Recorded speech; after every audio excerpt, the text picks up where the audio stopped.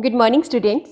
Students आज हम करने जा रहे हैं क्लास 11th का बुक हॉर्नबिल में से first chapter the portrait of a lady. सबसे पहले मैं आपको बता दूं कि ये पोर्ट्रेट क्या होता है। पोर्ट्रेट होता है ए पेंटिंग, ड्राइंग और किसी पर्सन का फोटोग्राफ। ठीक है, यानी किसी पर्सन की पेंटिंग, ड्राइंग या फोटोग्राफ, या फिर इसका एक दूसरा मीनिंग है description of somebody in words, यानी किसी का शब्दों में किया गया वर्णन, यानी शब्दों के द्वारा खींची गई पिक्चर। ठीक है, दैट इज कॉल्ड पोर्ट्रेट। तो यहाँ पे पोर्ट्रेट ऑफ ए लेडी है, किसी लेडी की तस्वीर है जो शब्दों के द्वारा यहाँ पे बताई गई है। ठीक है, इस चैप्टर को लिखा है बहुत ही फेमस राइटर खुशवंत सिंह जी ने, और इस चैप्टर में उन्होंने अपनी दादी का डिस्क्रिप्शन दिया है। वो अपनी दादी से बहुत प्रेम करते थे और उनके साथ एक स्ट्रॉन्ग बॉन्डिंग थी इन दोनों के बीच में। एक बहुत ही अच्छा और बहुत सुंदर, एक बहुत ही स्ट्रॉन्ग बॉन्डिंग थी इन दोनों दादी पोता के बीच में, क्योंकि इनके जो पेरेंट्स थे वो तो सिटी में रहने लग गए थे और ये दोनों दादी पोता जो है वो गांव में रहते थे। ठीक है, क्योंकि पेरेंट्स जो थे वो सिटी में काम की तलाश में चले गए थे। ये बहुत पुराने समय की बात है, खुशवंत सिंह जी अब रहे भी नहीं है, तो काफ़ी पुरानी समय की बात वो लिख रहे हैं यहाँ पे। तो खुशवंत सिंह जी और इनकी दादी एक ही घर में रहते थे, और इनकी दादी कैसी थी, दिखती कैसी थी, उनका स्वभाव कैसा था, उनका डेली रूटीन क्या था, तो और फिर वो सिटी में जब गए तो उनमें उनकी जो डेली रूटीन में क्या क्या चेंजेस आए, उनके बिहेवियर में क्या क्या चेंजेस आए, तो ये जानने के लिए हम इस चैप्टर को पढ़ेंगे। तो बच्चों, मैं आपको नोट्स के थ्रू, इन शॉर्ट नोट्स के थ्रू पूरी डिटेल बताने जा रही हूँ। हम कुछ भी इसमें से नहीं छोड़ेंगे, और चैप्टर से रिलेटेड MCQs पूछे जाते हैं, इनसाइड क्वेश्चंस पूछे जाते हैं, तो हम सब यहाँ सब करने वाले हैं। अगर आप चैप्टर को पूरा एंड तक अच्छे से सुनते हैं तो आपको हर एक क्वेश्चन का जवाब मिलने वाला है, तो प्लीज़ बने रहिएगा एंड तक। ठीक है, चलिए स्टार्ट करते हैं। My grand mother like everybody's grand mother was an old women. तो खुशवंत सिंह जी यहाँ पे कह रहे हैं कि मेरी जो दादी माँ है ना, वो हर किसी की दादी माँ की तरह बूढ़ी औरत थी, यानी कि हर किसी की दादी माँ बूढ़ी ही दिखती हैं, ओल्ड वुमेन होती है, तो मेरी भी वैसी थी।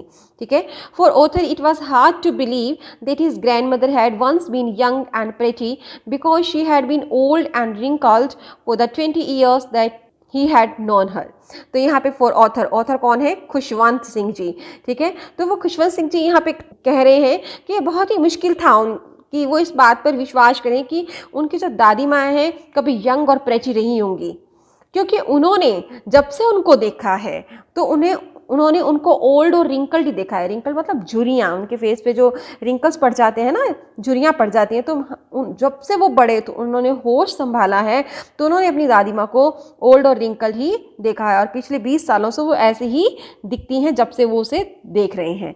समझे आप? अब यहाँ पे Khushwant Singh ji description of grandfather, अपने दादाजी का डिस्क्रिप्शन दे रहे हैं। उनके दादाजी कैसे थे?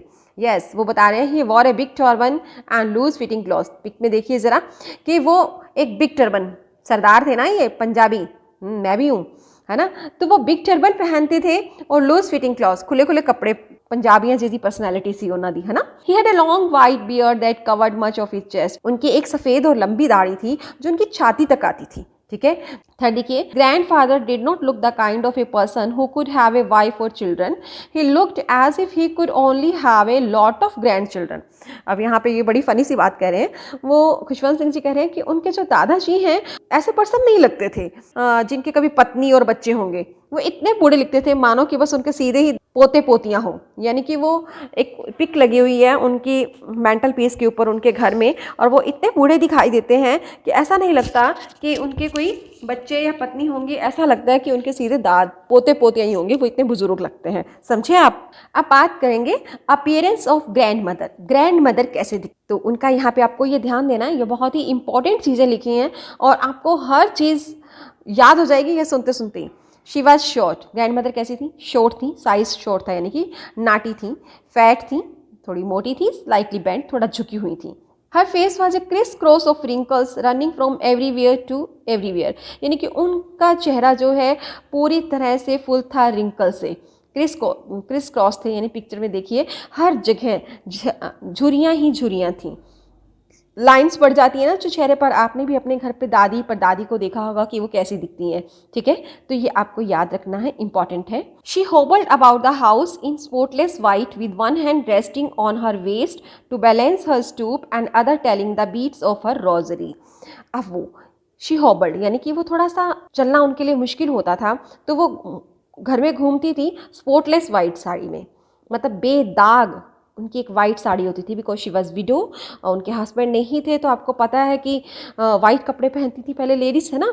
तो वो बूढ़ी हो चुकी थी, थोड़ा झुककर चलती थी, तो उनका एक हाथ कमर पर रहता था अपने स्टूप को, जैसे वो बैंड होकर चलती थी ना, उसको बैलेंस करने के लिए, और दूसरे हाथ में वो टेलिंग द बीट्स, माला जपती हुई थी। रोजरी क्या होता है? माला के मोतियों को जपना, ठीक है। रोजरी होती है माला, बीट्स मतलब मोती, ठीक है, और टेलिंग मतलब जपना। यहाँ पे देखिए, पिक में देखिए ज़रा आप, माला के मोतियों को जपा करती थी। राम राम राम राम बोलते हैं, या वाहिगुरु वाहिगुरु, जैसे भी हम नाम जाप करते हैं या मंत्र उच्चारण करते हैं, like that, okay. She was beautiful, बहुत सुंदर थी। यहाँ पे ब्यूटीफुल का मतलब देखिए, पहले वो ये कह रहा है कि वो विश्वास ही नहीं कर पाता कि वो प्रेटी थी, है ना, कि हम ये सोच भी नहीं सकते कि वो प्रेटी थी, कि वो दिखने में सुंदर थी। अब यहाँ पे वो कह रहे हैं शी वॉज ब्यूटीफुल। यहाँ ब्यूटीफुल से मतलब है कि her inner conscious was so peaceful, so calm, so beautiful, यानी कि वो अंतर्मन जो उनका था ना, वो बहुत ही सुंदर था, वो बहुत ही निश्चल था, बहुत ही साफ था। हालांकि दिखने में उन्हें सुंदर नहीं कहा जा सकता था, ठीक है। She was like the winter landscape in the mountains. वो पर्वतों में जैसे लैंडस्केप पर बर्फ़ की चादर बिछी हो, वो सीन आपको कैसा लग रहा है? देखिए ज़रा आप पिक में, वो वैसी काम, पीसफुल, क्वाइट लगती थी, सुंदर लगती थी, ठीक है। उनके बाल एकदम चांदी जैसे सफ़ेद थे, ठीक है। तो ये आपको डिस्क्रिप्शन याद रखना है, okay. As a child the author enjoyed his grandmother's company friendship. बचपन में ऑथर जो था वो अपनी ग्रैंड मदर की कंपनी, उनकी फ्रेंडशिप को एन्जॉय करते थे। उन्हें मज़ा आता था अपनी दादी के साथ में, उनकी कहानियाँ सुनने में। जब दादी माँ उनको अपने बचपन में बताया करती थी कि हाँ हम ऐसे खेलते थे, हम ऐसे, तो दादी माँ को तो बताने में बड़ा absurd सा लगता था, बेकार लगता था कि मैं ये क्या बता रही हूँ। लेकिन ये बच्चे लोग थे, वो अपनी दादी माँ के जो गेम्स के बारे में बताना या पुरानी कहानियों को वैसे ही सुना करते थे जैसे किसी प्रोफेट के प्रवचनों को, ठीक है। जैसे बड़े लोग प्रोफेट किसी संत के प्रवचनों को सुनते हैं ना ध्यान से, वैसे ही ये खुशवंत सिंह जी थे ना, अपनी दादी माँ के जो पुरानी कहानी किस्सों को सुना करते थे, ठीक है। They both were good friends, ये दोनों बहुत अच्छे फ्रेंड्स थे। Parents left him with her grandmother and move to city. Parents जो थे खुशवंत सिंह जी को, हिम यहाँ पे किसके लिए आया है? खुशवंत सिंह जी के लिए आया है। तो पेरेंट्स खुशवंत सिंह जी को उनकी दादी माँ के पास छोड़कर चले गए थे काम की तलाश में। कहाँ पे? सिटी में, शहर में चले गए थे, ठीक है। तो आपको रीज़न पता चला कि क्वेश्चन पूछा जा सकता है, आप कमेंट में आंसर दे दीजिएगा मुझे कि भैया पेरेंट्स क्यों चले गए थे सिटी में, तो आप बताएंगे, ठीक है। और आप ये बताइएगा दादी माँ कैसे लगती थी, किससे कंपैरिजन किया है दादी माँ को खुशवंत सिंह जी ने। आगे देखते हैं डेली रूटीन। अब वो दोनों जब गांव में रहते थे तो उनका डेली रूटीन क्या था भाई, देखते हैं। She walk him up in the morning and get him ready for school. She मतलब ग्रैंड मदर उसे जगाती थी सुबह और उसे तैयार करती थी स्कूल जाने के लिए। किसे? खुशवंत सिंह जी को। She would fetch his wooden slate. आपको पता है कि पहले जब खुशवंत सिंह जी जब ये बात कर रहे हैं जिस समय की, जिस टाइम की, तो उस समय ये कॉपीज़ नहीं हुआ करती थी। उस समय वुडन स्लेट जिसे तख्ती बोला करते हैं वो हुआ करती थी, which she had already washed and plastered with yellow chalk, जिसे एक येलो चॉक से लेप किया जाता था, ठीक है। उस पर एक पॉलिश सी की जाती थी और उसे रोज करना पड़ता था, ठीक है। A tiny earthen ink pot, एक छोटा सा मिट्टी का जो स्याही की दवात जो होती है जिसे बोलते हैं, वो उन्हें देती थी और वे एक रेड कलर का उसे कलम देती थी, पेन देती थी उस पर लिखने के लिए। आप देखिए मैं आपको शो कर रही हूँ पिक, ठीक है। ब्रेकफास्ट वेरी इंपॉर्टेंट, ब्रेकफास्ट है बहुत ही इंपॉर्टेंट, याद रखना है आपको। Breakfast of a thick stale chapati with a little butter and sugar on it. वो नाश्ता क्या करते थे? नाश्ता तो था उनकी मोटी सी बासी चपाती, रात को जो बना कर रखते थे ना, तो वही वो रोटी उस पर थोड़ा सा बटर यानी मक्खन लगाकर, उसके ऊपर चीनी लगाकर जो वो लोग उस चीज़ का नाश्ता करते थे, and that was very tasty. वो बहुत अच्छा होता था, बहुत स्वाद होता था, ठीक है। मक्खन के साथ बासी रोटी को खाना, और पंजाबी लोग जो होते हैं वो तंदूर की रोटी भी बनाते हैं, आपने कभी नाम सुना होगा, है ना। तंदूर होता है और उस पर बड़ी मोटी मोटी रोटी बनती है और उस पर अगर चीनी और मक्खन या उसे अचार के साथ खाया जाए तो that is very tasty, okay. Then they both went school. उसके बाद क्या करते थे? वो नाश्ता लेकर अपना स्कूल जाया करते थे दोनों। अब ये दोनों स्कूल जाकर क्या करते थे भाई? है ना। लेकिन दादी माँ जो थी ना वो अपने पोते को स्कूल छोड़ने बहुत रिस्पॉन्सिबल थी, ठीक है, और वो उसे स्कूल छोड़ने जाया करती थी।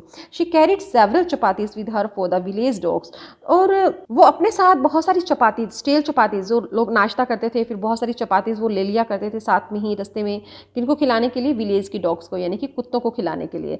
रास्ते में जो उन्हें एनिमल्स, जो कुत्ते मिलते हैं, वो उसे चपातीज खिलाते जाते थे, ठीक है। अब दादी माँ क्यों चाहती थी उसके साथ में स्कूल, क्योंकि दादी माँ स्कूल के साथ ही ना एक टेम्पल था, एक मंदिर था। अभी देखते हैं हम। In school he studied alphabets and she read scriptures in the temple attached school.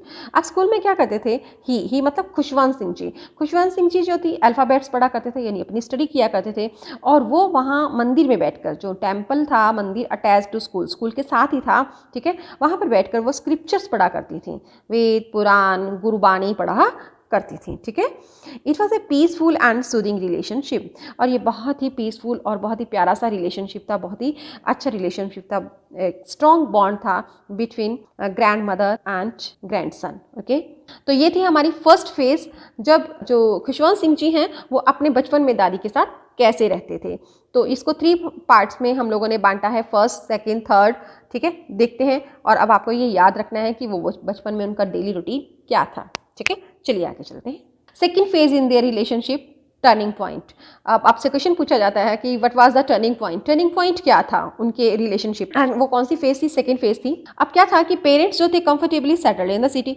अब भाई जो पेरेंट्स थे उनको सिटी में अच्छा काम मिल गया था, वो अच्छे से सेटल्ड हो गए थे, ठीक है। अब पेरेंट्स ने उनको बुला लिया, कॉल्ड दैम, ठीक है, उन्हें बुलवा भेजा भी, आ जाओ आप लोग भी यहीं पे आ जाओ, ठीक है। Grand mother and author share the same room. अब वो लोग शहर में चले गए तो क्या हुआ कि ग्रैंड मदर और ऑथर वहाँ पे सेम रूम ही, एक ही कमरा था इन दादी पोते का, ठीक है। अब आगे देखो, author went to a city school in motor. अब ऑथर को दादी छोड़ने नहीं जाती थी। जो डिफरेंसेस आए वो नोट करने हैं आपने, कि जो पहले तो क्या था, खुशवंत सिंह जी अपनी दादी माँ के साथ स्कूल जाया करते थे, दादी माँ उनको छोड़ने जाती थी और वहीं बैठी रहती थी जब तक उसकी छुट्टी नहीं हो जाती थी। अब ऑथर जो है इंडिपेंडेंटली अपने स्कूल जाते थे मोटर में, जैसे वैन वगैरह लेने आती है ना वैसे, ठीक है। अब when she would ask about what the teacher had taught him, और जब खुशवंत सिंह जी घर पर आते थे स्कूल से जाकर तो दादी माँ से पूछा करती थी कि हाँ टीचर ने आज तुम्हें क्या पढ़ाया, तो told him some English words, भी कुछ इंग्लिश के वर्ड्स बोलते थे कि हाँ आज हमें ये इंग्लिश में पढ़ाया, law of gravity, Archimedes principal, यानी कुछ साइंस के जो टॉपिक्स बताते थे कि आज हम ये पढ़ें। तो शी फेल्ट अनहैप्पी, उसे वो खुश नहीं होती थी, वो उदास हो जाती थी, क्योंकि वो सोचती थी कि अब स्कूल में जो है स्क्रिप्चर्स पढ़ाए ही नहीं जाते, ईश्वर से रिलेटेड, लॉर्ड से रिलेटेड, या जो स्पिरिचुअलिटी है, इंटेलेक्चुअलिटी के बारे में कुछ भी नहीं बताया जाता, तो वो अच्छा फील नहीं करती थी, ठीक है। Author told him about musical lessons, she felt unhappy because she thought it was not for gentle folk, to her it was meant for harlots and beggars. Author ने उनको बताया कि हमें ना स्कूल में म्यूजिक लेसन, क्योंकि author थे खुशवंत सिंह जी बच्चे थे, तो वो आकर अपनी दादी माँ को बात बताते थे, तो उन्होंने कहा कि हमें म्यूजिक क्लासेस भी दी जाती हैं स्कूल में। तो ये सुनकर उदास हो गई, because she thought it was not for, क्योंकि वो सोचती थी कि जो म्यूजिक है ना वो जेंटल फोक के लिए नहीं है, सज्जन पुरुषों के लिए नहीं है, एक हाई क्लास लोगों के लिए नहीं होता है। To her it was meant for harlots and beggars, उनके लिए म्यूजिक जो था ना वो वैश्याओं और भिखारियों के लिए बना हुआ था, ये हाई क्लास पीपल के लिए नहीं था, वो ऐसा सोचती थी। और लेकिन उन्होंने कुछ कहा नहीं, शी सेड नथिंग, कभी कुछ नहीं कहा। She really talked with him, वो उनसे कभी कभारी बात करती थी, यानी उनमें जो कन्वर्सेशन थी अब वो बहुत कम हो गई थी, क्योंकि वो अब इंग्लिश मीडियम स्कूल में पढ़ते थे, ठीक है। अब उनको होमवर्क भी ज़्यादा मिलता था, उनके पढ़ने का बिल्कुल तरीका अलग हो गया था, दादी माँ उनकी कोई हेल्प नहीं कर पाती थी पढ़ने में, ठीक है ना। तो इसलिए उनमें जो कन्वर्सेशन, एक गैप आ गया था, ओके। अब थर्ड फेज पे चलते हैं कि अब क्या चेंज आया उनमें। Author went up to the university.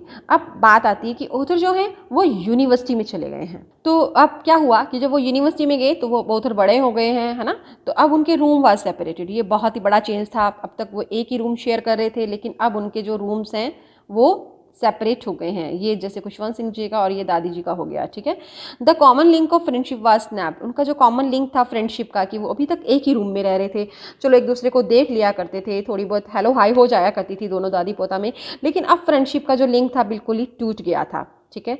अब ग्रैंड मदर ने अपनी इस सेक्युलरिज्म को, अपने इस एकांत को उन्होंने बेबसी में एक्सेप्ट कर लिया था कि अब कोई इलाज नहीं है, बच्चे बड़े हो गए हैं तो एक्सेप्ट कर भी लेना चाहिए, थोड़ी समझदार थी तो उन्होंने इसे एक्सेप्ट कर लिया, ठीक है।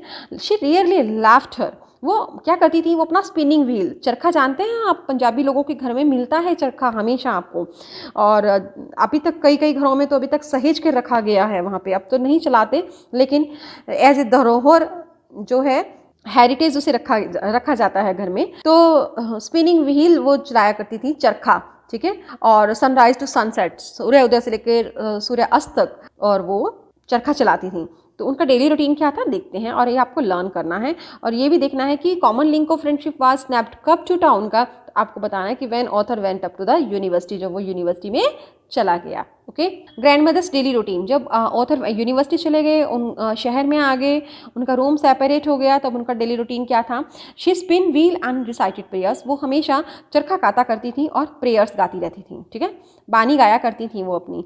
Only in the afternoon she relax for a while to feed the sparrows, और दोपहर में वो थोड़ी देर के लिए रिलैक्स हुआ करती थी, जब वो स्पैरोज को खिलाती थी, चिड़िया, जैसे आपको ध्यान है जब वो गांव में थे तो वो कुत्तों को खिलाया करती थी खाना, और जब अब शहर में आ गई है तो शहर में तो उसे उन्हें गाय कुत्ते मिलते नहीं थे, तो वो चिड़ियों को खाना खिलाया करती थी। It was the happiest half an hour of the day, और जब वो स्पैरोज को खाना खिलाती थी, रोटी के टुकड़े डालकर दिया करती थी, तो उनके लिए ये हैप्पीएस्ट हाफ एन आवर होता था, सबसे ज़्यादा खुशी वाला आधा घंटा हुआ करता था उनके लिए, कि उस टाइम जब वो खाना खिलाती थी, वरांडा में कहीं 100 से ज़्यादा हंड्रेड्स ऑफ लिटिल बर्ड्स जो है कलेक्ट हो जाती थी उनके चारों तरफ, और बहुत ही एक वेरिटेबल बेडलैम ऑफ चर्पिंग्स होती थी, यानी कि बहुत नॉइजी सा प्लेस बन जाता था, और जो चिड़िया जो है उस टाइम बहुत ज़्यादा शोर किया करती थी, कोई उनकी गोदी में आके बैठ जाती थी, कोई उनकी कंधों पर आकर बैठ जाती थी, कोई सिर पर, और शी स्माइल्ड, देखो वो घबराती नहीं थी, वो मुस्कुराती थी, और ना ही उन्हें कभी भगाती थी, उन स्पैरोज को कभी उन्हें उड़ाती नहीं थी, ठीक है। ओके, आगे चलते हैं। अब क्या होता है, अब फिर से टर्निंग पॉइंट है एक, author went to abroad for 5 years, अब ऑथर जो है 5 सालों के लिए अब्रोड, कहाँ पे चले गए हैं, विदेश जा रहे हैं यहाँ पे, ठीक है।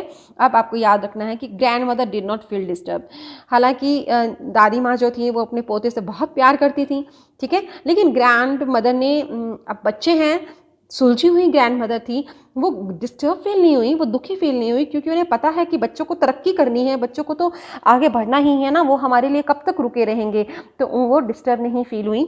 और she even went to see him off at railway station, और वो इस उम्र में भी उनको रेलवे स्टेशन पर सी ऑफ करने गई, विदा करने गई, उन्होंने उसका हेड पे किस किया, बहुत ही हक किया, प्यार किया उनको। और अब seeing her old age, author thought that it was her last meeting, अब जो ऑथर थे वो भी अपनी दादी माँ से बहुत प्यार करते थे, उन्हें कहीं ना कहीं लग रहा था कि मैं 5 साल के लिए जा रहा हूँ, कहीं पीछे से दादी माँ को कुछ हो गया तो, ये उनको ऐसा लग रहा था कहीं ये मेरी लास्ट मीटिंग तो नहीं, कहीं मैं अपनी दादी से अंतिम बार तो नहीं मिल रहा, तो उन्हें कहीं ना कहीं थोड़ा सा अंदर डर लग रहा था, ठीक है। और लेकिन वो उन्हें स्टेशन तक छोड़ने आई थी, उनकी जो स्टेशन पर भी जो उनकी फिंगर्स हैं वो माला जप रही थी, के हाथ में माला थी, और वो प्रेयर्स गा रही थी, और इवन हर टाइम जो दादी माँ थी वो प्रेयर्स रिसाइट किया करती थी, भजन गाती रहती थी, ठीक है। When she return back from abroad after 5 years, she came at railway station to receive him, 5 साल के बाद देखो कि दादी माँ अपने पोते से कितना प्यार करती हैं, अभी आपको पता लगेगा। 5 साल तक वो जिंदा रहीं, बहुत ओल्ड एज हो चुकी थी उनकी, और जब ही रिटर्न, ही मतलब कौन, खुशवंत सिंह जी जब वापस आए अब्रोड से, ठीक है, तो वो उनको रेलवे स्टेशन पर रिसीव करने गई, उनका वेलकम करने गई वहाँ पे। शी सेलिब्रेटेड द ओकेजन, उनका पोता आया है तो इस ओकेजन को, 5 साल में विदेश से पढ़ के आया, तो इस ओकेजन को उन्होंने सेलिब्रेट किया। कैसे किया?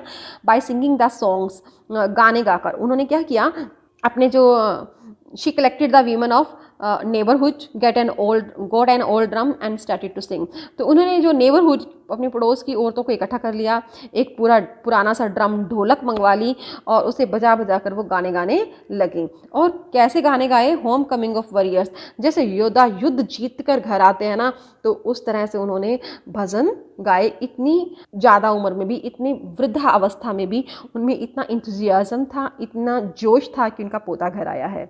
Last hours of her life, उनके जीवन के अंतिम जो घंटे थे वो कैसे थे, ठीक है। अब क्या हुआ कि रात को वो गा रही थी, घर वाले उनको मना कर रहे थे कि दादी आप इतना एग्जर्शन नहीं करो, आप रेस्ट करो, लेकिन उन्होंने वो मानी नहीं। ये फर्स्ट टाइम था, ये ऑथर कह रहे हैं कि फर्स्ट टाइम मैंने देखा कि दादी जो है प्रेयर नहीं गा रही थी, और वो ढोलक बजा कर भजन वगैरह कीर्तन कर रही थी, ठीक है। तो शी वॉज इल। अब लास्ट आवर्स क्या थे? नेक्स्ट ही उनको बुखार हो गया। Doctor told it was mild fever, doctor ने बताया कि ये माइल्ड सा फीवर है, but she knew her and was near. लेकिन दादी माँ को, बड़े बुजुर्ग होते हैं ना जो ध्यान में रहते हैं, सिमरन में रहते हैं ना, तो उन्हें पता लग गया था कि उनका एंड अब नज़दीक है। तो peacefully kept on praying and telling her beads till her lips stopped moving and rosary fell from her lifeless fingers। तो उन लोगों ने कहा, तो दादी माँ ने उन्हें कहा कि मेरा टाइम नज़दीक आ गया है, अब मुझे थोड़ा सा भगवान का सिमरन करने दो, मुझे प्रार्थना करने दो, मुझे डिस्टर्ब नहीं करो, मुझे कोई बातचीत नहीं करनी है। ठीक है, वो कहते कि हमने प्रोटेस्ट किया कि नहीं आप रेस्ट कर लो, आप अभी इतना भजन कीर्तन मत करो। तो उन्होंने कहा कि नहीं, वो नहीं मानी। ठीक है, और पीसफुली केप्ट ऑन प्रेइंग, शांति से प्रार्थना करती रहीं, अपनी बीड्स पर नाम जपती रहीं, जब तक कि उनके लिप्स हिलना बंद नहीं हो गए और उनकी जो माला थी उनकी लाइफलेस फिंगर से नीचे नहीं गिर गई। यानी कि नाउ शी वाज नो मोर, अब वो नहीं रही थी, अब वो मर गई थी। ठीक है, इट मीन्स वो अपने पोते की वेट कर रही थी। अब जब वो उनकी डेथ हो गई, ठीक है, अब शाम को उनकी बॉडी को वहाँ से ले जाया गया और वहाँ पे स्पैरोज़ भी बहुत सारी, हंड्रेड्स ऑफ स्पैरोज़ वहाँ पे आई अपनी साइलेंट ट्रिब्यूट पे करने के लिए, उन्हें अपने श्रद्धा सुमन अर्पित करने के लिए आई। और जब क्रिमिनेशन हो गया तो जो खुशवंत सिंह जी हैं, उनकी मदर ने उनको वैसे ही, जैसे दादी माँ उनको रोटी के टुकड़े खिलाती थी, छोटे छोटे टुकड़े करके खिलाती थी, वैसे ही उन्होंने भी वहाँ डाल दिए। बट स्पैरोज़ ने उन्हें देखा तक भी नहीं। देखो बच्चों कि जो बर्ड्स होते हैं ना, वो भी कितने संवेदनशील होते हैं, है ना, तो बहुत ही सेंसिटिव होते हैं। उन्होंने उन्हें देखा तक नहीं। नेक्स्ट डे स्वीपर ने उनको डस्टबिन में डाल दिया। तो ये थी बहुत ही स्वीट सी story. I hope you have understood it. मैंने बिल्कुल शॉर्ट में आपको हर चीज़ बताने की कोशिश की है, यहाँ पे कुछ भी नहीं छोड़ा है। थैंक यू बच्चों।